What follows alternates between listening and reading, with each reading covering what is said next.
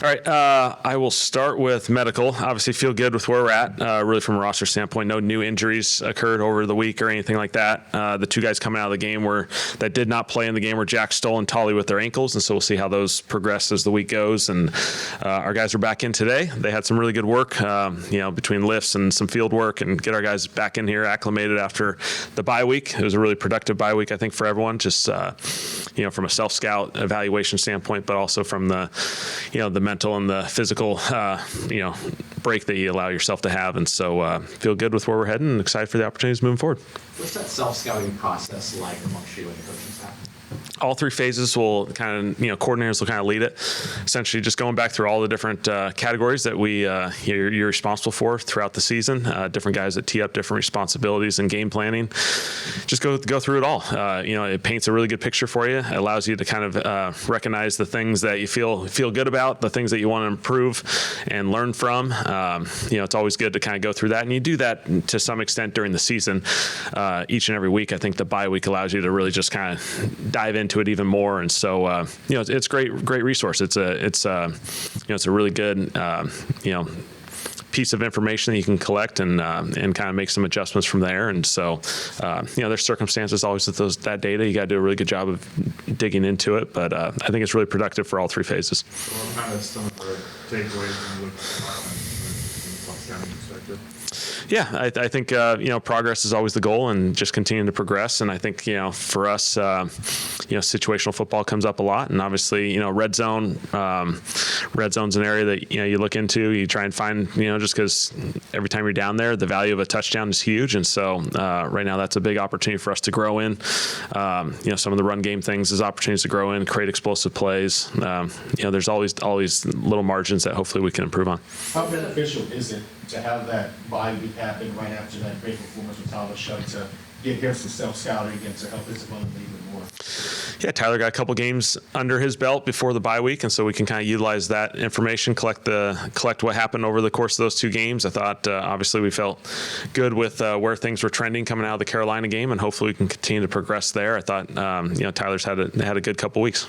What are your main takeaways when you looked at those couple of starts from him during the substance? Yeah, I think he's doing a good job. He's operating at a really high level. The operation feels really clean. I think some of the things that showed up was make some plays on some hard downs, and I think that's credit to Tyler and these guys on offense of making some plays. Third downs, red zone, 2-minute drives, like those are hard situations, and those can be challenging. And so, for him to make some big time plays in that, obviously, credit to those guys. They extended drives and created some points. Since moving to New Orleans, how much have you learned about the Saints-Falcons rivalry?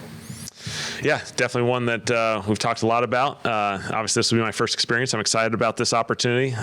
We know the importance of certainly your division games, certainly with these guys, the rich history of this game. And so it's going to be a lot of fun. And I think as this week progresses, a lot of us are going to get to experience it for the first time, which we're excited for.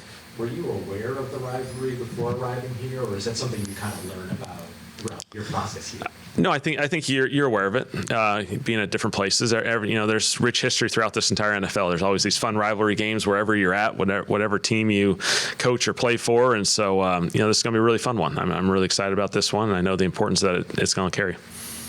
With the players getting the week off, what did the bye week look like for the coaching staff? Did y'all take any time away from? Yeah, we got some work on the front end, and then obviously, I think it's important for everyone to get away and rejuvenate and kind of recharge the batteries physically, mentally.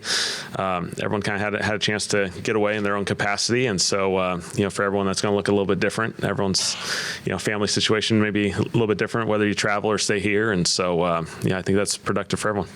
And what do you ask of the players during a bye week? Yeah, I think the biggest thing is, they need to recharge. They need to, embrace all the good in life. I think that's one important thing. Is there's a lot of good in life. There's a lot of good things that you can go, recharge with. And so whether it's family, friends, all the other things, while still, getting yourself physically ready to go and ramp back up for another back end of the season. And so I thought our guys came really ready to go today. You can feel the juice and the energy. You can also feel like they're ready to get back to playing football. And so I feel like it's been really productive. You guys have, you ran tempo a lot the first 3 games especially, it's been a little bit lighter. Is there something that, is it just game situation? Is it one stop run or what?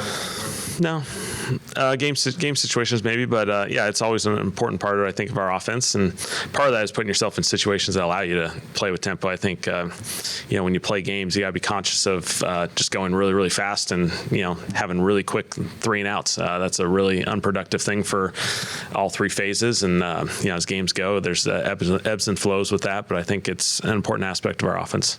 You feel like this offense has like an identity after like when you went back and watched it, like were there core elements you noticed that you wanted to implement and did so? Like Yeah. I felt like our run game. I felt like there was some consistency in that this past week. I thought that was awesome, and it takes all 11. I thought the offense line was coming off the ball. Alvin and the backs. I thought there was some physicality in that run game. I think the perimeter guys. It takes those guys to create those big time runs, and so I love that. I feel like the run game's starting to come alive. We got to progress there so we can build that opportunity where we can play in this run game, action game, movement game on first and second down. Ultimately, that's what we want to be.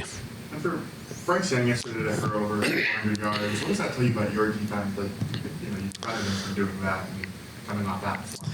Yeah, our defense. I felt like our defense played well in that game. Did a really good job of keeping a roof on it, preventing the big plays, and I thought our guys just played really, really fast and physical football. And it's the NFL, and every week's a completely different challenge, completely different. Battle that you have to create, and every game's different. Every game turns out to be a little bit of a different narrative, and so you got to be able to play these different styles and overcome a challenge here and there. And so, credit to those guys in Carolina. Bryce responded really well. He played really well against these guys, made some big time plays, got the victory, and so now there'll be another challenge for us as well.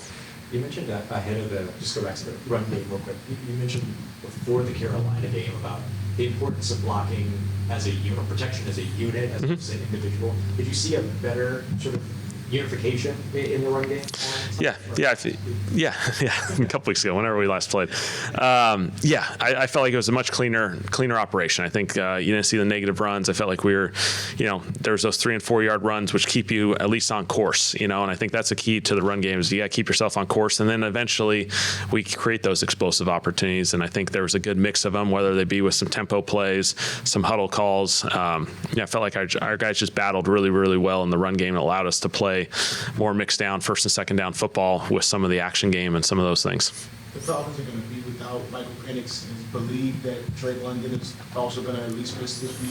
How do you approach that with them missing 2 of their top offensive? Yeah, we'll see how all that progresses. Obviously fortunate for them. They have, Kirk as a backup quarterback who, for in this league's been one of the top guys for a really, really long time. And so, they got to feel fortunate to have Kirk available and ready to go if that circumstance presents itself.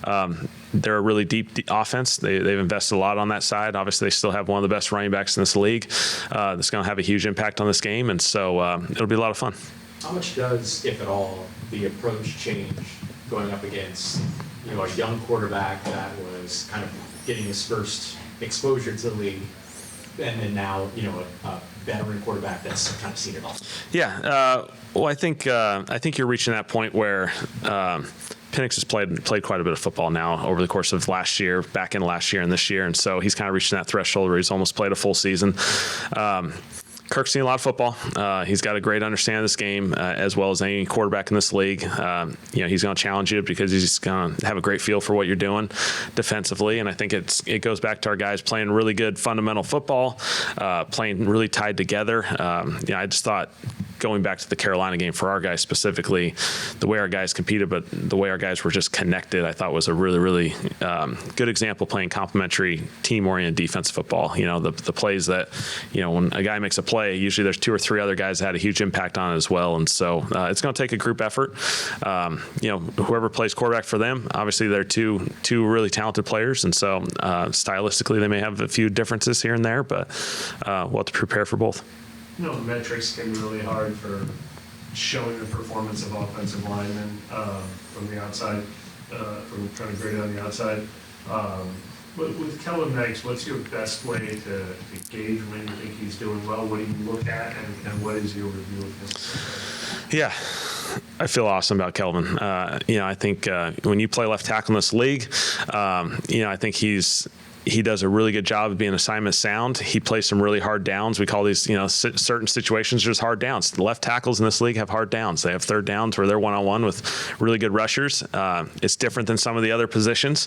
On the offensive line, you're going to be in a little bit of a one-on-one situation, and so you're going to play in some more challenging situations than other people. I thought he's done just a really consistent job throughout this entire season. And the awesome thing I think about Kelvin is when you see something come up that maybe didn't play out the way he wanted to, you don't see the same mistake a second time. You see him react and make an adjustment, within games, the next week, so on and so forth. And his demeanor is just really, really special to me. This league, there's really talented players, and someone may get you. And then he doesn't let it bother him one bit the next play. He responds the right way. And so I feel really fortunate that we were able to draft Kelvin. I think he's going to be a big-time left tackle for us for a really long time.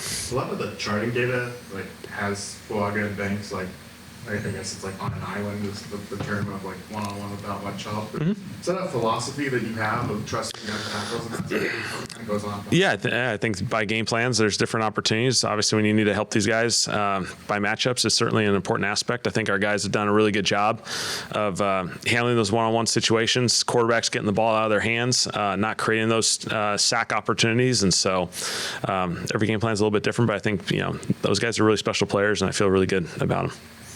How do you contextualize things like pressure numbers, for instance? A lot of people will throw up this player allowed this many pressures and that means this. How do you actually contextualize that?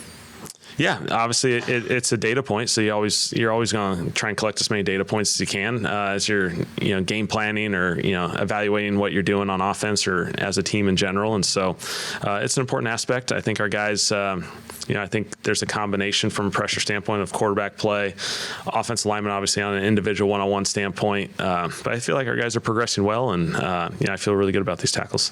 There are times where, you talk about collecting data points, so there's the total number, but then if you look at them individually, you might find that, are all pressures created before, or you find times where it's that has more to do with this than that? Yeah, I think there's some contextual things. I think just like our self-scout, we can just throw a bunch of numbers up there and say, we have this many sacks, and then, okay, let's look through all these sacks. What situations are we creating ourselves? What situations are we putting ourselves in?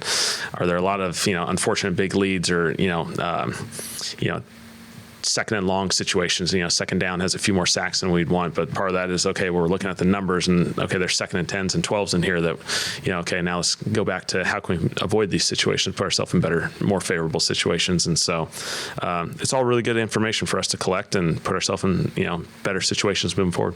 Last time you talked to us, you talked about Tyler's improved footwork and kind of the drills that you guys run in practice. What do you kind of look for as the individual? Could you just expand on what you guys do that has led to Tyler's better deep? Yeah, from an individual standpoint, there's obviously a lot of fundamental opportunities you have during practice. Scott Tolzien does an awesome job with these guys, working with them just from a fundamental standpoint, drilling and putting yourself in as many of these situations as possible. I think there's always two parts to development from a footwork standpoint for quarterbacks. There's the ideal setting where you have to play with rhythm and timing, and you want, when you have the ideal situation, you want to play in ideal timing, and that's a really, really important aspect. And so that's the first part, but then there's the part of inevitably you have to move off your spot. The timing's different, and so you got to work both of these environments. And so they do a lot of different drills. I think that's the one thing. It's a creative element. You're constantly trying to put yourself in different situations in practice. Okay, we're going to put ourselves in a step up situation. Okay, now we're going to put ourselves in a situation where you can't step up. Okay, how do we react to this? Okay, maybe it's to the left or the right. I think Tyler's done a really nice job, as our entire quarterback group has, I think, of playing that way. And so Tyler had some really good examples the last 2 weeks of stepping up in the pocket. I think that's a big challenge for a lot of younger quarterbacks coming into this league is you got to step up and through the pocket, getting out behind it while you can. You certainly can. There's probably more challenges and that come up, in those situations. That's way too simple, but is stepping up kind of the key to avoiding sacks? Well, I think I think it's the cleanest opportunity, but it takes everyone being tied together. I mean, obviously, we need the interior of the offensive line protecting at a really high level that allows you to create that pocket to step up, keep your eyes downfield, make really good decisions. I think, obviously, there's been some progress there, I think, in a positive manner. To the point of having ideal timing, obviously not all the time, but so much was made of this play out of the structure of the offense against Carolina. Yep. When you're evaluating them for that, how important is it to see it work within the structure of the offense? Yeah.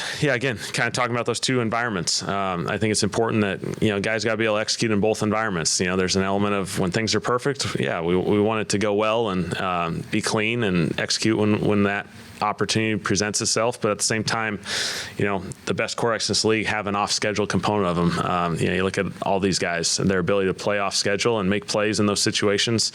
Credit to Tyler and our guys of making certainly some big time plays in this past game in those settings, and I think that leads you to extended drives, big plays, and ultimately points. Caleb came out last week and said, that he's not going anywhere. I'm just wondering what that does for you as with your coach and your relationship with Mickey and knowing that he'll be here for a future and what that does for your guys' relationship. Yeah, I've had a great opportunity to work with Mrs. Benson and Mickey and the rest of our leadership, and I think again, it's always important to have a plan and to be able to build it together collectively. And so I think we have an awesome group here. It's a group that allows us to kind of build it in a really clean manner that leans on certainly the experience of Mickey's and a number of our personnel guys has been awesome for us to utilize. And so I'm excited for where we're going. I'm excited the way our guys have handled some challenging situations early in this year to navigate that, to come out and we got some awesome opportunities moving forward with some 4 division games the back end of the year, some other big time opportunities. I'm excited for where our guys are continuing to grow with. The word rebuild often carries sort of dirty word reputation a lot in the league, but in the situation that you all are in, what are some of the signs of optimism for you that this process is going in the right direction and that the vision is clear? Yeah, I think our guys are growing, and I think that's an important aspect of this thing. Is it's always important to see a team grow together. And there's different ages and different situations for all these players. For our veterans to continue to battle the way they've battled, to see DeMario and Cam and all those guys the way they played on defense, last week was really special. And I think it shows the character and the focus that our guys have had each and every week. And so then you flip to the other side and see some of these younger guys that are having opportunities to play and battle and grow each and every step of the way, and to see them kind of take those little steps each week is exciting for me. And so I'm excited for our guys, excited for the opportunities moving forward to continue to stack this thing and put ourselves in a really good position. Coach, there's a new look with Rashid and the offense now. What are you liking from the offense from Rivalry as a whole? Yeah, I think it's great opportunities for some of our younger receivers. Vele had certainly played a lot of snaps in this past game. He'll continue to do that moving forward. Opportunities naturally come his way. For some of these other guys, like Tip and Dante to be up and ready to go and, hop in there. These guys are going to have more and more opportunities as this thing progresses. And I think it's important that those guys take advantage of those opportunities, which they will. What can you say about Shuck's mental toughness so far in his 2 games that you evaluated? Yeah, Tyler's just been really steady. I think that's always the sign of a really special quarterback. Games are going to have this element of up and down. There's going to be good plays. There's going to be plays that are challenging. And your ability to just stay right here and just continue to go is an important aspect of this thing. And, I certainly have seen a lot of that out of Tyler the last few weeks.